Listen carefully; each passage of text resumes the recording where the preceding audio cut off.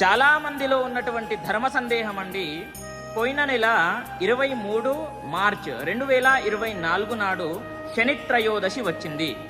కాబట్టి మళ్ళీ వస్తుంది శనిత్రయోదశి. ఎప్పుడు అని అంటే రాబోయే 6 ఏప్రిల్ 2024 శనివారం నాడు శనిత్రయోదశి వచ్చింది. అయితే నేను చెప్పేది ఏంటి అని అంటే, చాలామంది కూడా అడగడం జరుగుతుంది, నేను 23వ తారీఖు నాడు చేసుకున్నాను కదా, మళ్ళీ చేసుకోవాలా వద్దా అనేది చాలామందిలో ఉన్నటువంటి ధర్మ సందేహం. చూడండి, మీకు శక్తి ఉన్నట్లయితే నేను చెయ్యగలుగుతాను, భగవంతునికి ఇంకా చెయ్యగలుగుతాను, నా దగ్గర శక్తి ఉంది అంటే చెయ్యండి. లేదా నాకు శక్తి లేదండి, నేను ఒకసారి చేసుకున్నాను కదా, మళ్ళీ నేను చెయ్యలేను అనేటటువంటి వాళ్ళు భక్తితోని స్వామివారికి నవగ్రహాలకి ప్రదక్షిణలు చేయండి. భక్తితోని చెయ్యండి.